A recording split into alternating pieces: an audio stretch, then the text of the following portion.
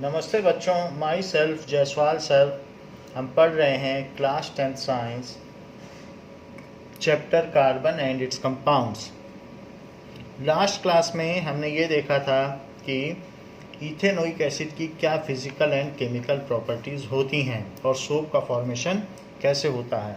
Question पूछा गया है, how will you confirm that the given sample is ethanoic acid. How will you confirm that the given sample of organic compound is, कुछ भी पूछा जा सकता है, कार्बोक्सिलिक एसिड या फिर इथेनोइक एसिड, कार्बोक्साइलिक एसिड, या ये भी कहा जा सकता है कार्बोक्साइलिक एसिड फैमिली हो गई और उसी का सेकंड मेंबर हो गया इथेनोइक एसिड।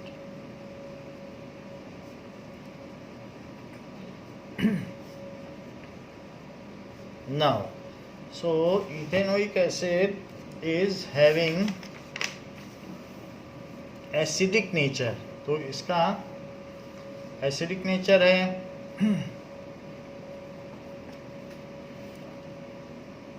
पहला, बॉइल द मिक्सचर या सैंपल, जो भी सैंपल दिया उसे आप बॉइल करें।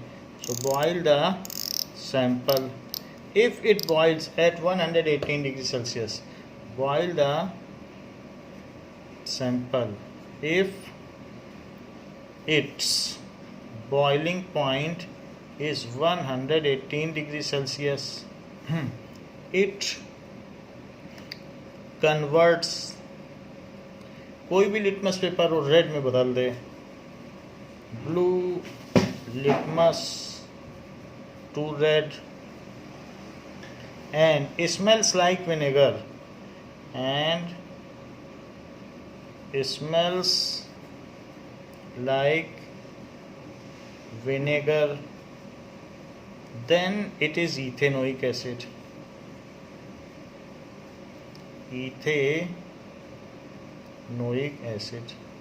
अगर आपको लिखना है कि इसके बारे में कार्बोक्सिलिक एसिड पूछा जाए तो सिर्फ इतना लिख देना कि it converts blue litmus to red, तो फिर कार्बोक्सिलिक एसिड का पॉइंट बन जाएगा। और अगर इथेनोइक एसिड पूछा जाए तो ये सब लिख दो। दूसरी चीज कि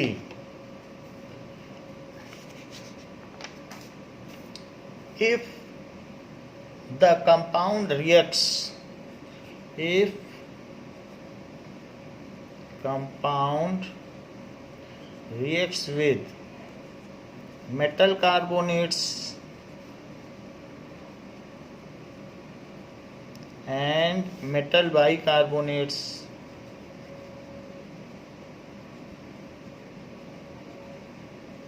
and और क्या करता हो, gives brisk effervescence, gives brisk effervescence, अगर उसमें तीव्र बुलबुले निकलें of CO2,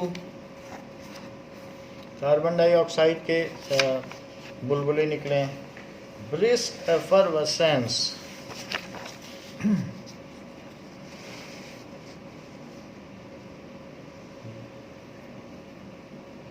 then pass that gas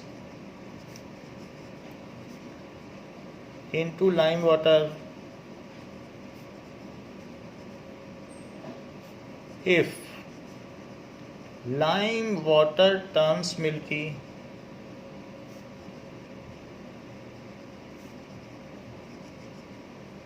then the given sample is carboxylic acid. Given sample is carboxylic acid. तीसरी बात, if given sample is mixed with alcohol,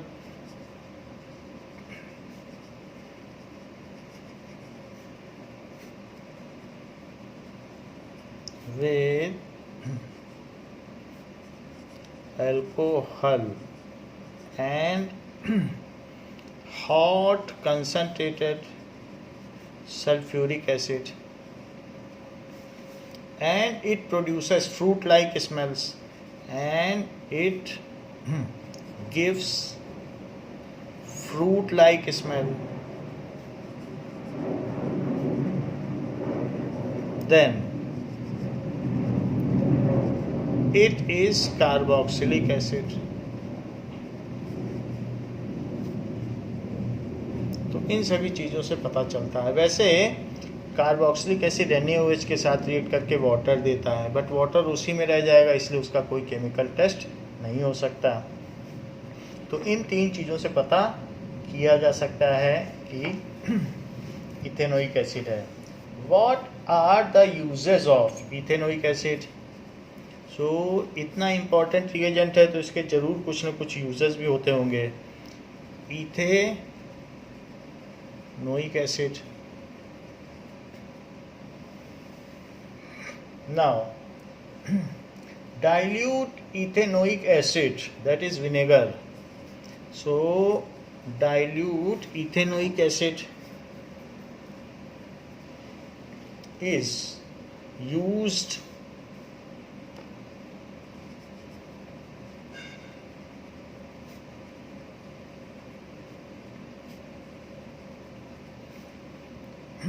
as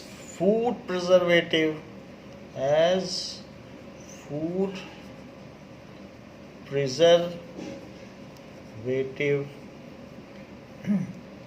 and in preparation of pickles,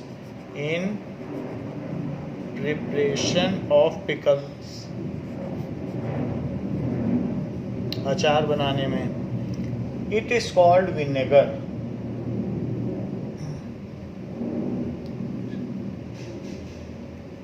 It is called vinegar.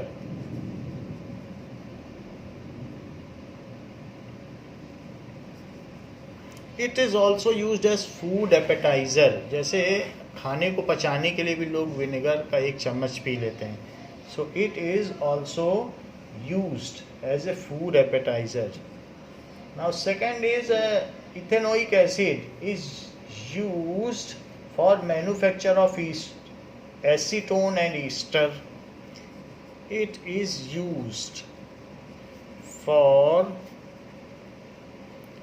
manufacture of acetic acid है तो इसी से acetone बन जाएगा। Acetone जो कि CH3COCH3 होता है।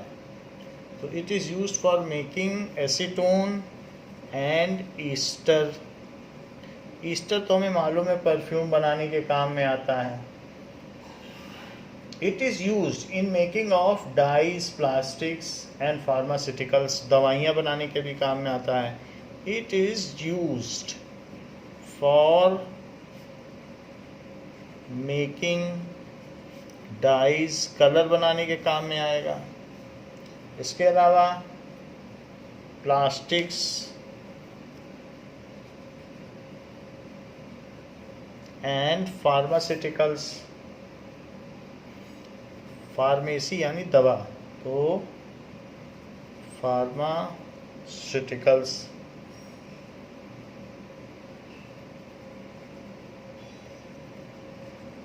इन सब कामों में यूज़ होता है। And to coagulate rubber and latex, और जो प्लांट से रबर निकलती है वो जमी हुई नहीं होती है तो उसको जमा देता है, क्योंकि रबर तो हमें ऐसी चाहिए जो कोएगुलेट हो। फ्लूइड रबर का तो कोई मतलब नहीं है, तो जमी हुई होगी तो उससे क्या होगा, स्लीपर्स बन जाएंगी, चप्पलें बन जाएंगी। एंड टू कोएगुलेट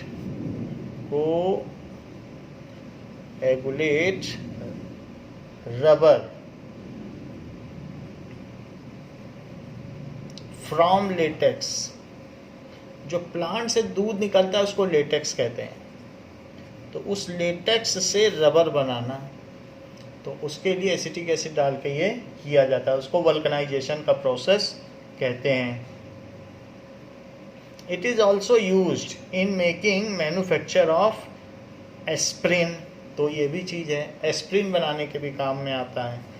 तो वो वैसे फार्मास्यूटिकल में आ गया है, लेकिन ख़ास तौर पे हम बताना चाहते हैं, it is used for making aspirin,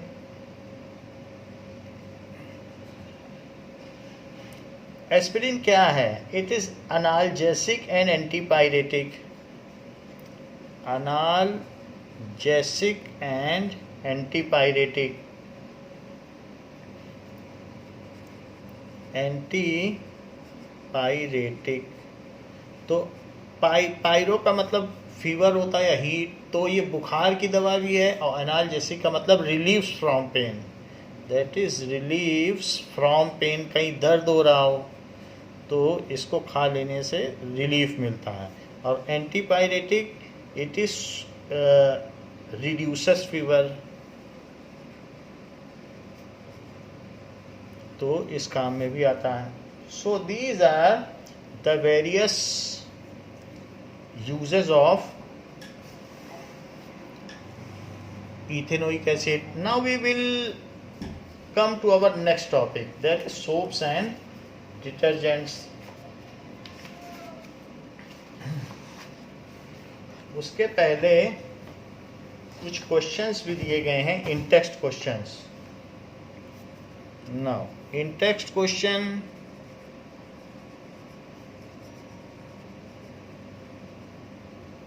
page number 74, page 74।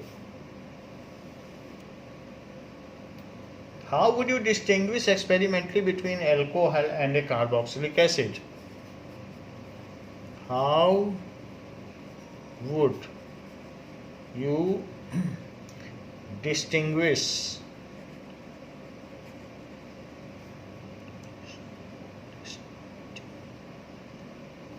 between experimentally between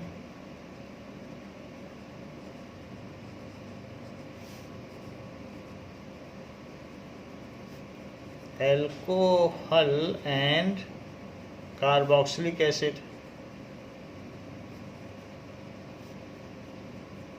तो इनके बीच में हम कैसे डिफ्रेंशिएट करेंगे?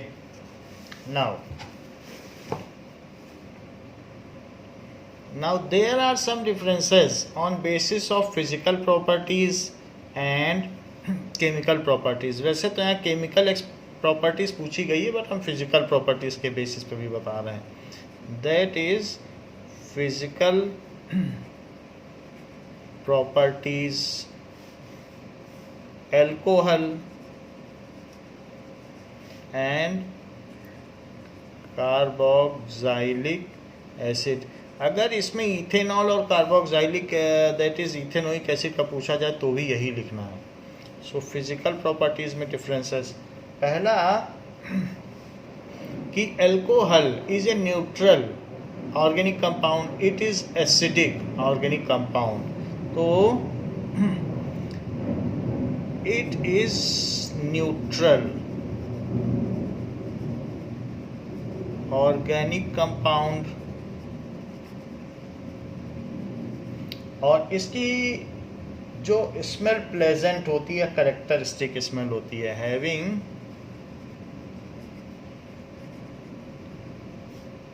Characteristic smell.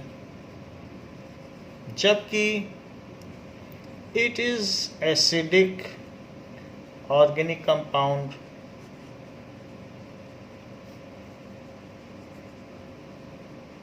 Having pungent smell, दुर्गंध आती है, pungent smell.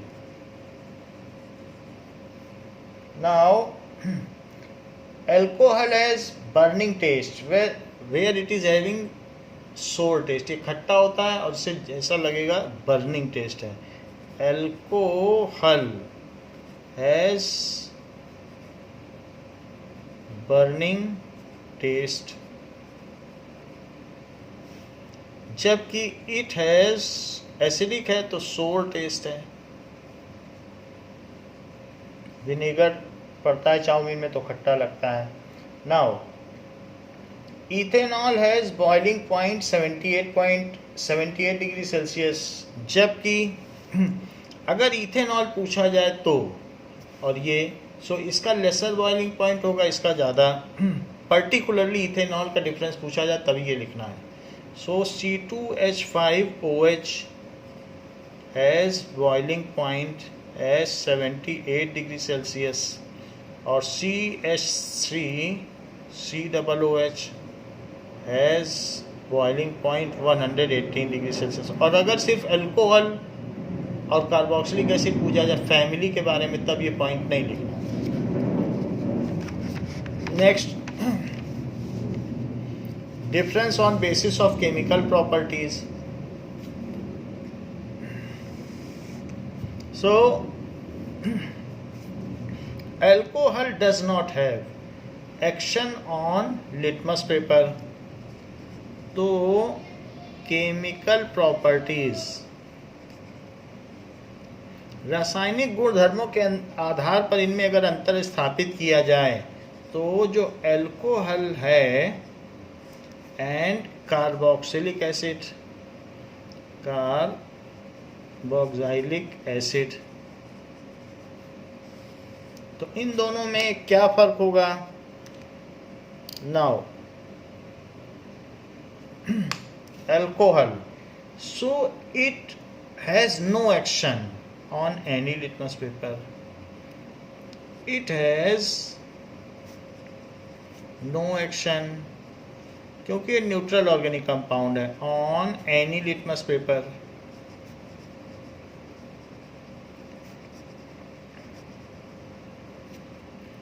It turns blue litmus to red.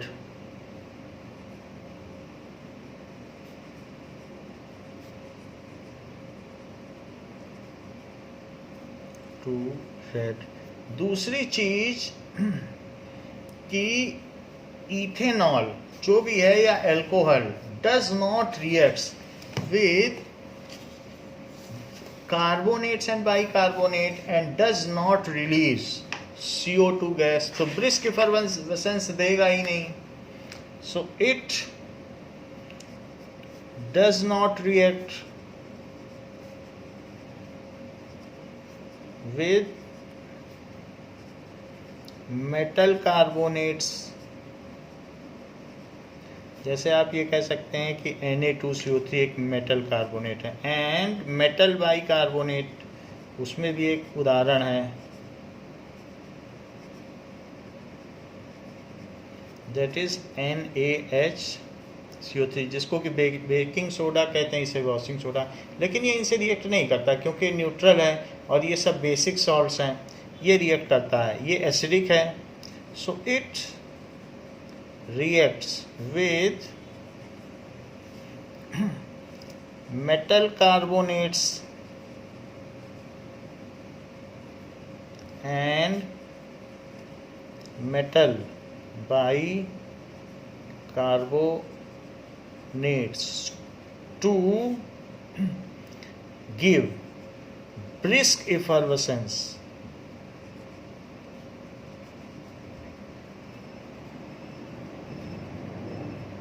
of CO2 gas,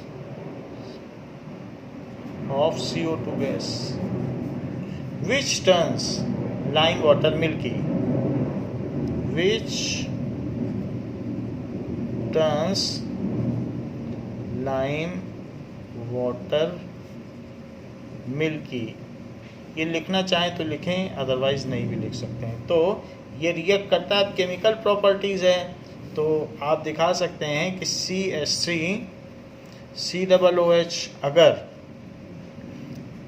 Na2CO3 के साथ रहे तो CH3COONA मिलेगा और साथ में H2O और साथ में क्या मिल जाएगा? CO2।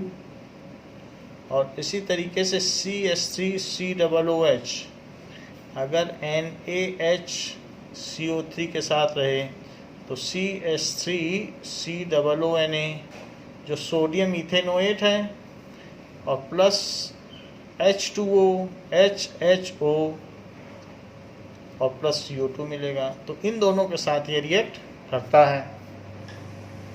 Next is now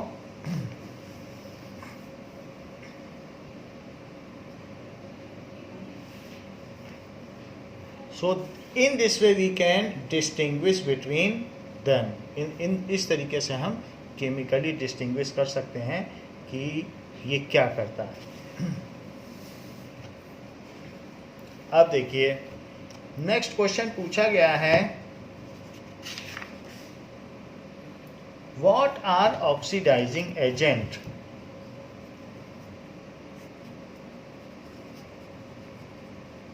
What are oxidizing agent? The substance which give oxygen. The substance which give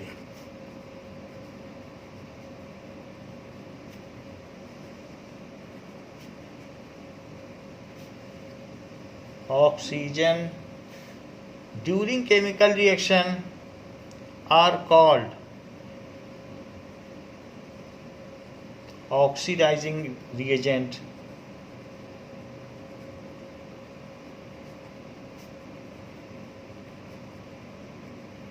Now alkaline potassium permanganate, potassium permanganate और acidified potassium dichromate, potassium dichromate are oxidising agent. कि क्यों oxidising agent हैं? Oxidising agent as they convert ethanol into ethanoic acid। तो इस वजह से ये oxidising agent हो गए। जैसे कि C2H5OH में अगर आप एल्कलाइन KMnO4 प्लस हीट कर दें या एसिडिफाइड K2Cr2O7 के साथ हीट कर दें तो आपको मिलता है CH3COOH और प्लस H2O। 2 हाइड्रोजन निकल गए, एक इसमें वो हो गया। Here ethanol is oxidised into ethanoic acid. Here ethanol is getting oxidized into ethanoic acid।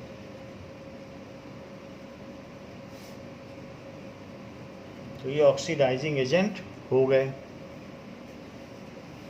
And the required oxygen is supplied by KMnO4 और K2Cr2O7। तो वो ऑक्सीडाइजिंग एजेंट होगा। जो ऑक्सीजन देगा वही ऑक्सीडाइजिंग एजेंट होगा।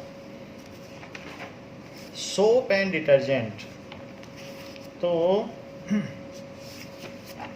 एक चीज़ आप और देख लें कि जैसे ईथीन है तो वो क्या करती है कि केले को पकाने के काम में आती है, तो रॉ बनाना को ऐसे कर देती है। Now soaps and detergent.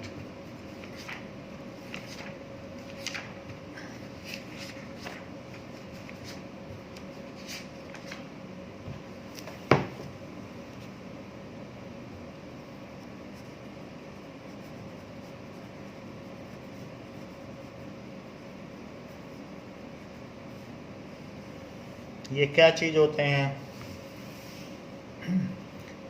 We wash our hands with soap.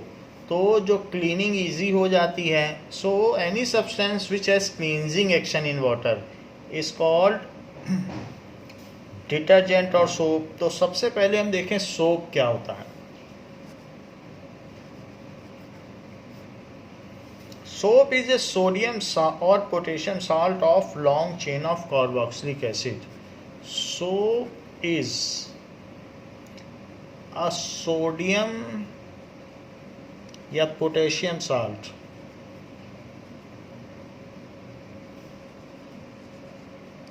of higher fatty acids, higher fatty acids या long chain of carboxylic acid, carboxylic acid, बहुत सारे कार्बन हो तो हायर फैटी एसिड्स वही होते हैं. तो सोप इज दैट. जैसे सोडियम स्टीयरेट या सोडियम पामीटेट, दो चीज़ें. एग्जाम्पल है सोडियम स्टीयरेट. तो सोडियम स्टीयरेट है दैट इज C17H35, डबल से एक ज़्यादा कर दो और COO-Na. तो ये है. और C17H35 COOH लिख दोगे तो उसको कहेंगे स्टीयरिक एसिड. H35 और COOH लिख दोगे तो उसको कहते हैं स्टीयरिक एसिड. लेकिन अगर मान लीजिए ये हटा दिया H और Na लगा दिया तो अब ये कैटायन और एनायन बन गया तो स्टीयरेट हो गया. एंड सोडियम या पोटेशियम पामीटेट, सोडियम की जगह पोटेशियम भी ले सकते हो. सोडियम पामीटेट, सोडियम पामीटेट में इन्होंने दिखाया है कि C15 दिखाया है. तो पहले में अमेंड कर लें, हमने C16 लिखा है. H31 वैसे पाम ऑयल से बनता है, कहीं कहीं C16 भी लिखा है बट आपकी बुक में C15 है तो C15 ही लेके चलिए. और डबल से एक ज़्यादा कर लें तो 12th की बुक में C16 लिखा है. और Na+, तो ये सोडियम पामीटेट. तो ये सारे जो भी होते हैं सोप होते हैं. Soap turns red litmus to blue. इसका वीडियो आप लोगों ने देखा है कि सोप का काम क्या है.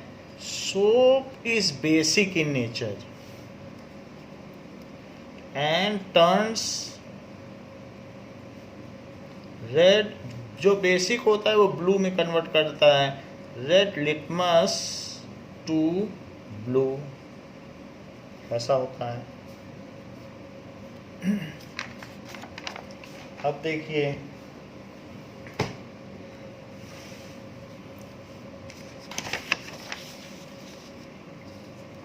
Manufacture of soap. सोप बनाया कैसे जाता है. सो manufacture of soap, it is manufactured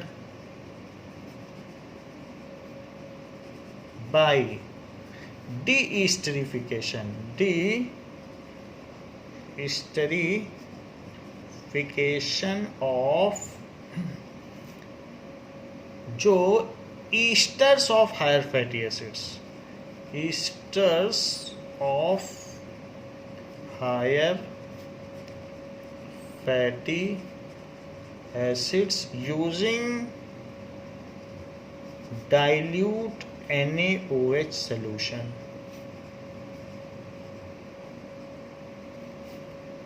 It is the process of converting esters back into sodium salts of fatty acids या carboxylic acids and alcohol. It is the reverse process of esterification. Reverse process of esterification in which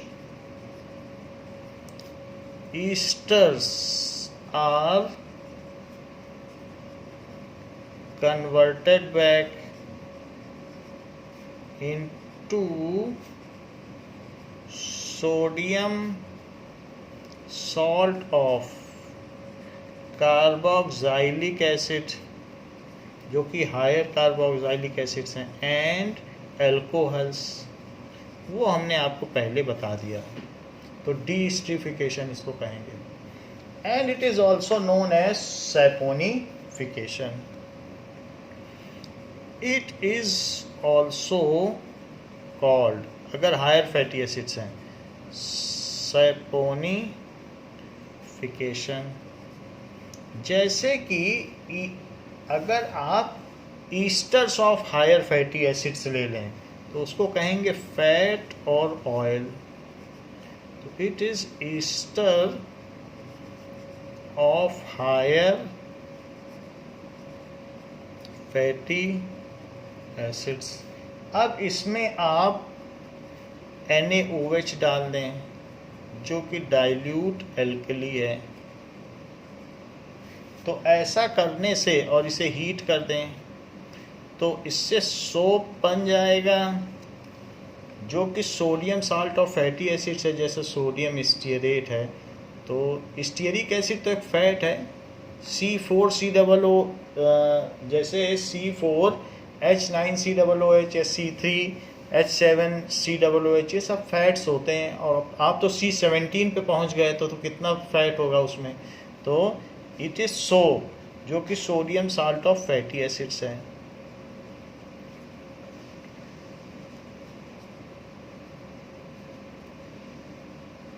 तो sodium salt of fatty acids बन जाएगा, और साथ में glycerol बन जाएगा, वो भी आपको बताया गया है। तो आपकी बुक में ये चीज़ दी गई है, हमने इसकी रिएक्शन आपको दिखा दी है कि ग्लिसरॉल बन जाता है और सोप बन जाता है। ये पूरी रिएक्शन आपको बता दी गई है। तो सोप बेसिक क्यों होता है इन नेचर में, तो ये आपको यहाँ पर बताया गया है कि इसमें दो चीज़ें हैं। एक तो ये वीक एसिड है और ये strong base. NaOH strong base है और ऑर्गेनिक एसिड वीक होता है। तो वीक एसिड और स्ट्रॉन्ग बेस का सॉल्ट होता है बेसिक, इसलिए सोप बेसिक है। तो ये बेसिक है, और हमारी बॉडी से जो ऑयल्स, एसिड, ये सब निकलते हैं, तो उनको ये अच्छी तरीके से प्रेसिपिटेट कर देता है, रिएक्ट करके धो देता है। तो इसलिए ये क्लींजिंग एक्शन देता है। आप देखें कि जो सोप है उसका स्ट्रक्चर कैसा होता है, स्ट्रक्चर ऑफ सोप।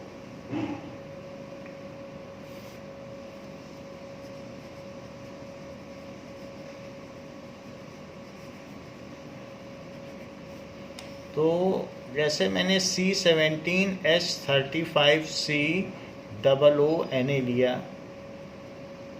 तो इसका कैसा स्ट्रक्चर होगा ये। तो इसमें C17 है, तो इसलिए C, अगर मान लो कई C हैं किसी में, तो ऐसे होगा। तो बहुत सारे अगर किसी में कार्बन हैं, तो क्योंकि उनके बीच में क्या होता है, सभी कार्बन में 109.5 डिग्री का एंगल होता है। तो अगर बहुत सारे भी हैं तो वो सब इसी तरीके से एंगुलर रहेंगे।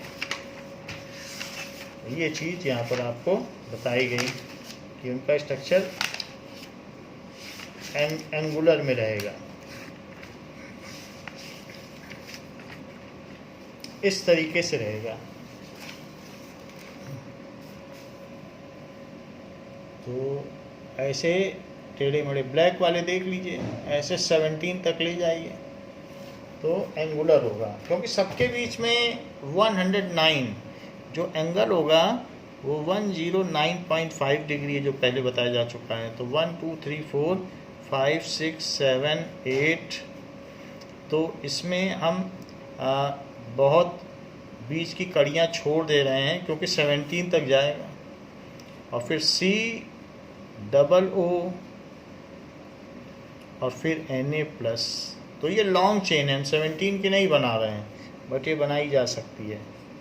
ऐसे बीच में हमने डैश कर दिया, और सभी में CH2 लगा दो। बाकी वैलेंसी जो किनारे वाला है उसमें CH3 कर दीजिए, So it is long chain of alkyl group attached to carboxylic sodium salt of carboxylic acid. So ये चीज़ है, तो यहाँ पर ये है, तो एल्काइल ग्रुप की लॉन्ग चेन है और ये है सोडियम सॉल्ट। तो इसमें दो चीज़ें हैं, जो एल्काइल ग्रुप हैं वो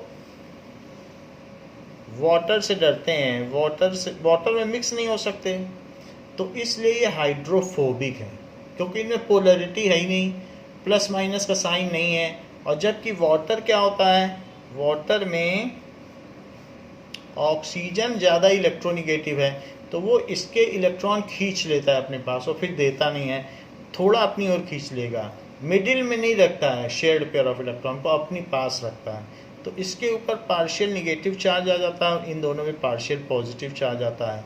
तो पॉजिटिव चार्ज का जो डेल्टा है, इसका मतलब पार्शियल, डेल्टा का मतलब होता है आंशिक रूप से, पार्शियल, तो delta.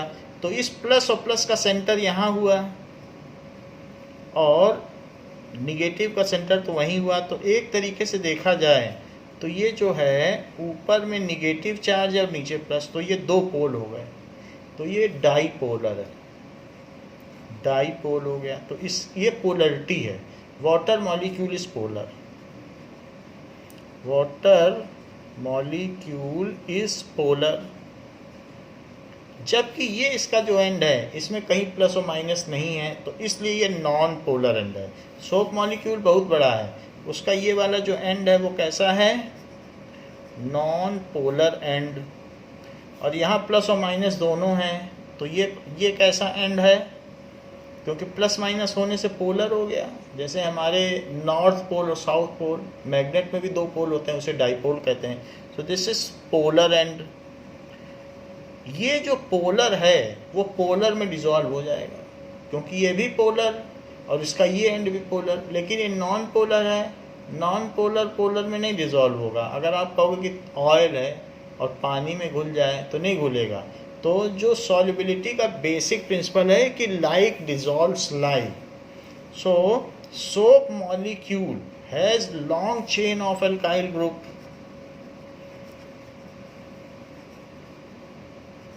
has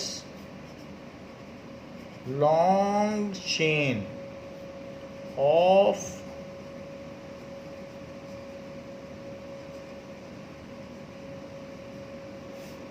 which is non-polar in nature.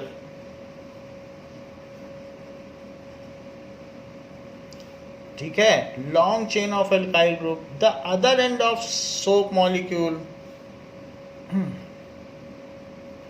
the other end of soap molecule containing carboxy group is polar,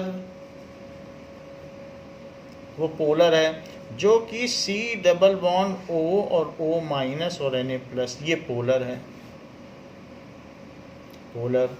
सो दो एंड हो गए, एक नॉन पोलर हो गया, एक पोलर हो गया। Non polar end is hydrophobic, वो पानी से डरता है। We know that water is polar in nature, water polar है क्योंकि इसका एक निगेटिव और एक प्लस एंड है, प्लस प्लस का सेंटर प्लस और निगेटिव तो यहीं रहा, तो निगेटिव और positive. So we know that water is polar in nature, तो वाटर पोलर इन नेचर है। तो इसका polar end of soap molecule is hydrophilic, ये पानी में घुलना चाहता है, क्योंकि like dissolves like. On basis of like dissolves like principle, dissolves like, एक जैसे लोग एक जैसे लोगों से मिलना जुलना चाहते हैं, लड़कियां लड़कियों से बात करती हैं, लड़के लड़कों से करते हैं, या इसी तरीके से जहाँ जिसका ग्रुप होता है, अमीर अमीर से करते हैं, गरीब गरीब से करते हैं।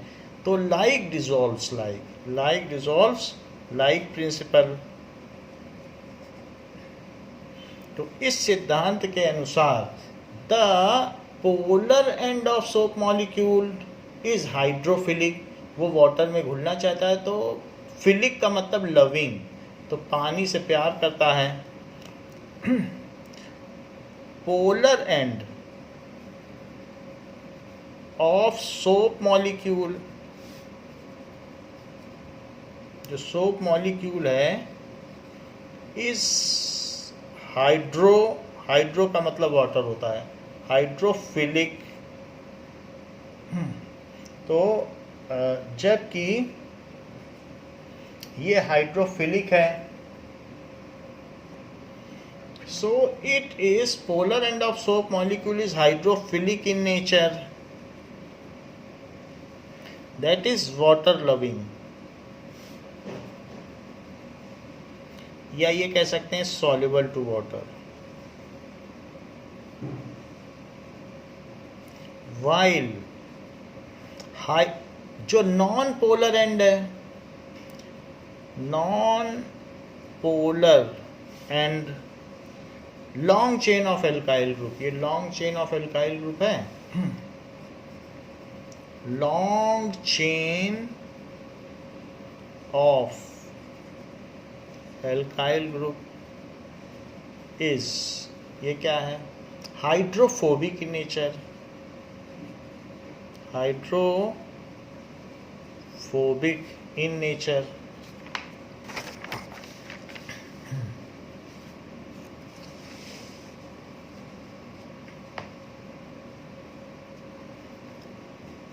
इन नेचर, सो वो हाइड्रोफोबिक हो गया। तो जो सोप मॉलिक्यूल है, अगर मैं इसको पानी में डाल दूं, तो पानी में सोप डालोगे तो कभी तभी तो कपड़े धोगे। तो ये जो सोप मॉलिक्यूल है, इसकी ये जिग जैग चेन है, इसको ऐसे सिंबलाइज किया जाता है, सोप को ऐसे दिखाया जाता है। और फिर यहाँ पर जो COOH है, तो COO को माइनस और Na को प्लस, और भी सिंप्लीफाई करके भी लोग दिखाते हैं, माइनस और Na प्लस, ऐसे भी दिखाते हैं। तो ये जो चीज़ है, जब सोप मॉलिक्यूल डालोगे पानी में, तो ये निगेटिव एंड ऐसे रहेगा, अंदर चला जाएगा, क्योंकि वो हाइड्रोफिलिक है तो पानी में रहना चाहेगा।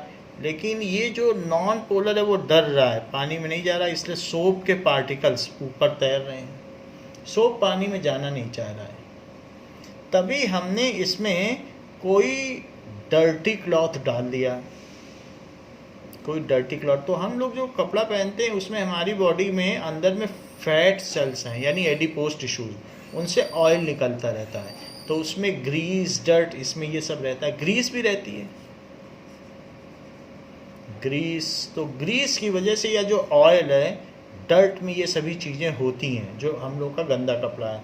तो अब मान लो इसको एजिटेटेड या वर्ल्ड, अगर इसे आप एजिटेट करो, घुमाओ, या world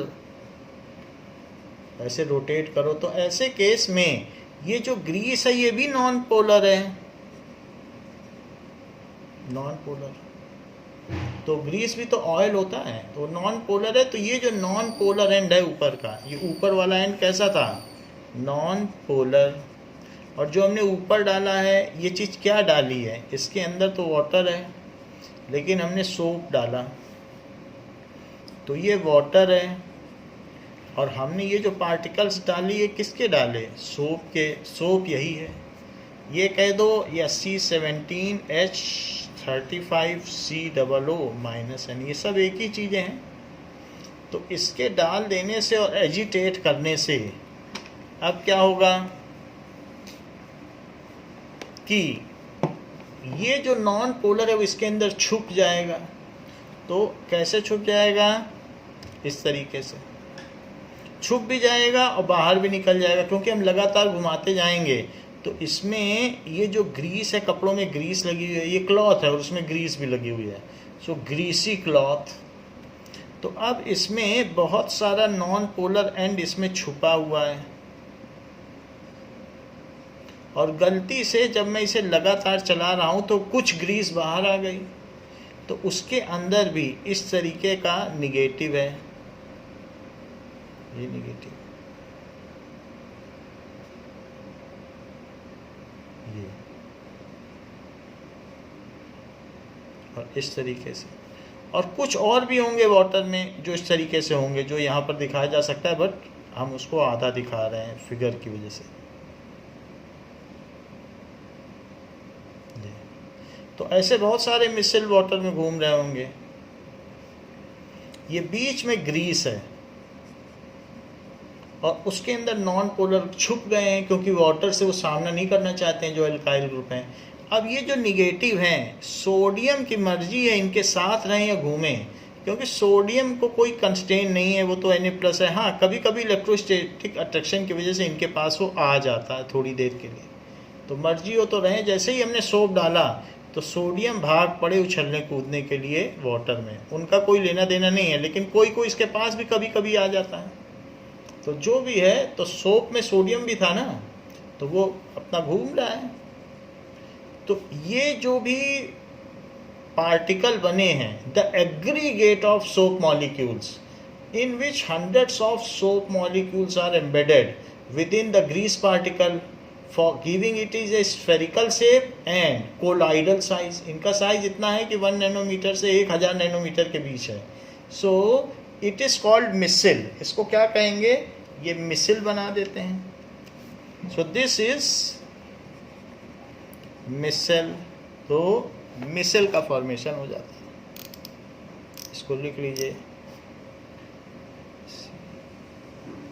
it is micelle. So aggregate, when soap is put into water and agitated, when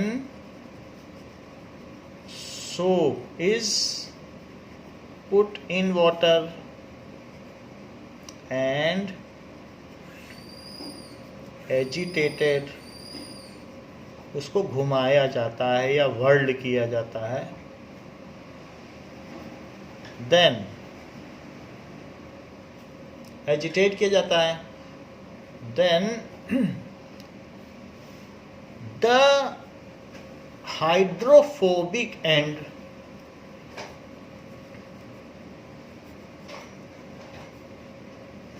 जो इसका हाइड्रोफोबिक एंड है, long chain of alkyl group get embedded with the oil और grease containing clothes, get embedded, उसके अंदर छिप जाते हैं, to oil या ग्रीस कंटेनिंग डर्टी क्लॉथ्स।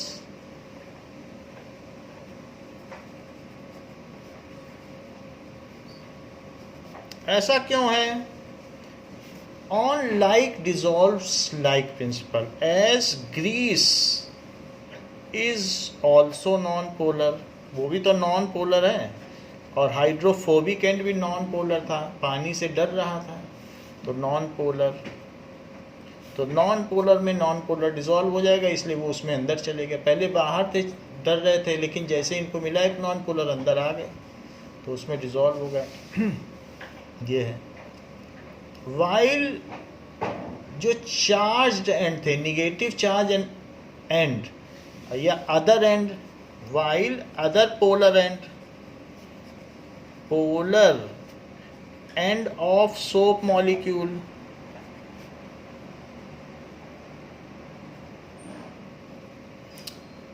ये क्या रहेंगे? they are exposed out of grease, are exposed या protruded, बाहर निकले रहते हैं, dead out of grease, ऐसा है।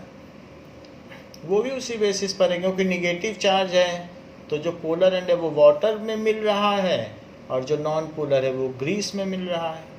When it is further agitated, when it is further agitated, और चलाया जाता है, then grease comes out from cloth, grease या ऑयल है, comes out from cloth along with dirt, क्योंकि उसी ग्रीस में ही तो गंदगी चिपकी है। क्लॉथ along with dirt, ये है। क्योंकि सोप मॉलिक्यूल भी हिलेंगे उसकी वजह से, तो वो क्या करेंगे, निकाल देंगे इसमें से डर्ट को, उसके साथ वो चले गए। अब पानी खींच रहा है बाहर निगेटिव चार्ज को, तो पानी खींचेगा तो ये कहेगा नहीं हम तो बाहर नहीं आते, तुम जाओ पानी की तरफ। तो इसी खींचा तानी में ऑयल को भी ये साथ निकाल लाएगा। पानी कहेगा निगेटिव एंड से चलो हमारे साथ, तो ये कहेगा हम नहीं जाएंगे, हम तो ग्रीस में हैं। तो वाटर को एजिटेट जब कर रहे हो तो ये जब बाहर निकलेगा तो अपने साथ तेल या ग्रीस निकाल लाएगा। अब ये चीज़ है, ये है। Now hundreds of soap molecules, ये सो जो मिसल क्या है, मिसल्स आर एग्रीगेट, ये एग्रीगेट है। So these are aggregate of hundreds of soap molecule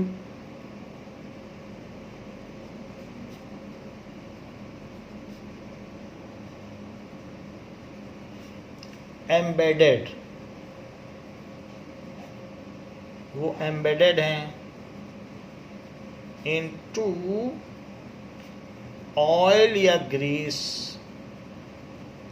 Micelles are aggregate of hundreds of soap molecule embedded in oil and grease, ये है।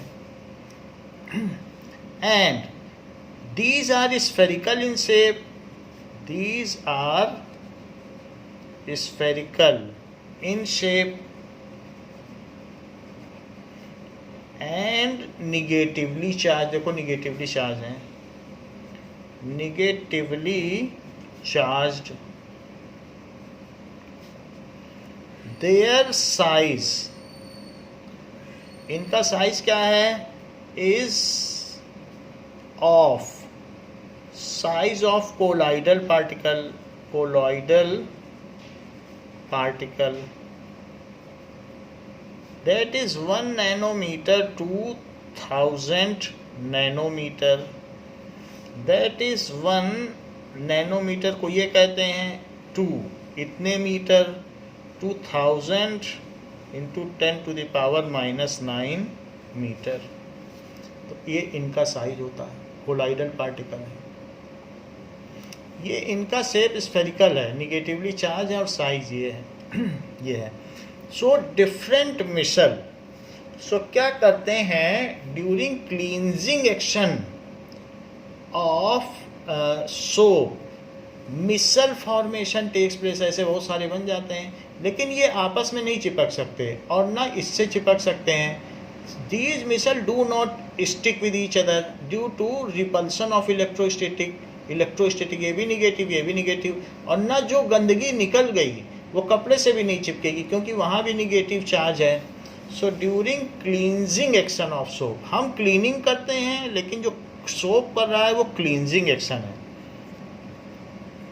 During cleansing action of soap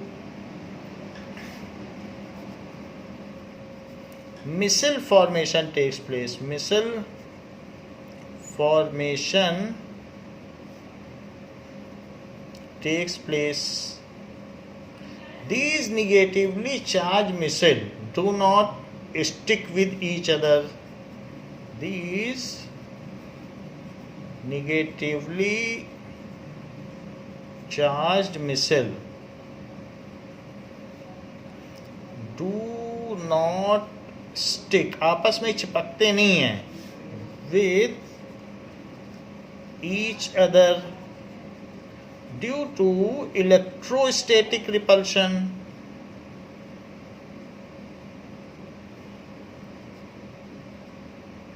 तो ये आपस में नहीं चिपकते हैं। And they also do not stick with the micelles under formation, जो अभी बन रहे हैं, मिसल कपड़ों पे चिपके हैं, धीरे धीरे बनेंगे.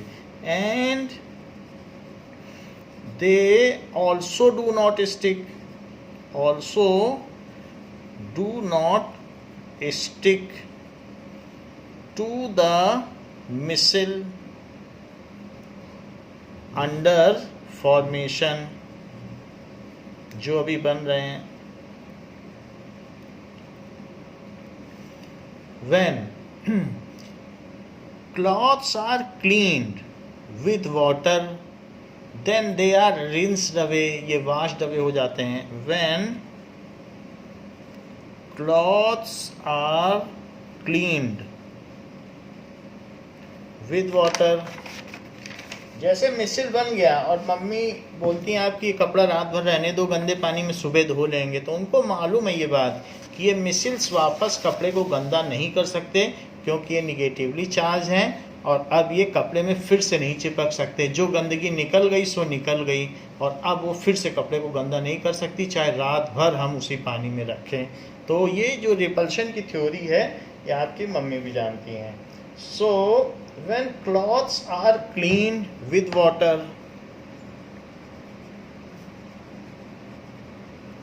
then these जो dirt और grease particles या missiles are rinsed away. These grease, dirt या oil particle in form of missile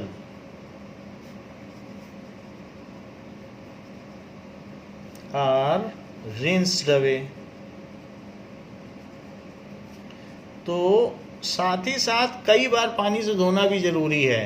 so if we properly clean with water and agitate, then the missile under formation which are sticked to cloth also rinse away.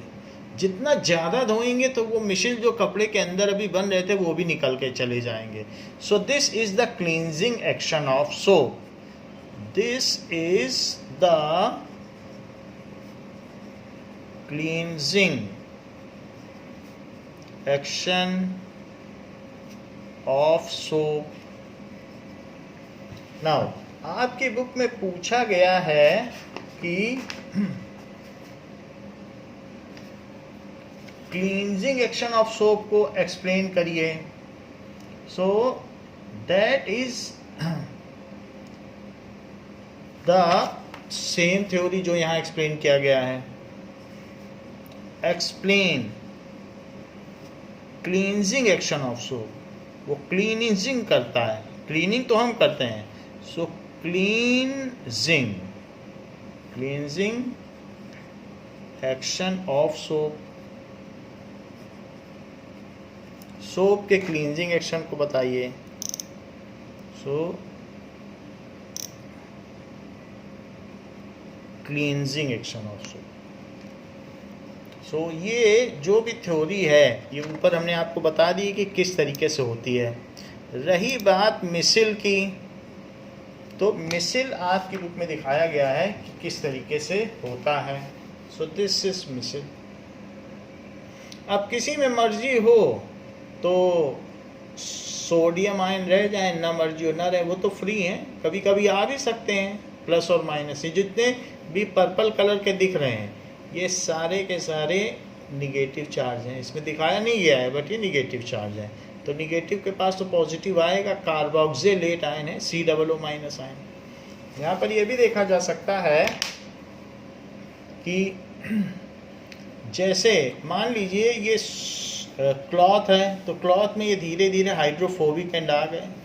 Hydrophobic and आ गए तो उसमें अंदर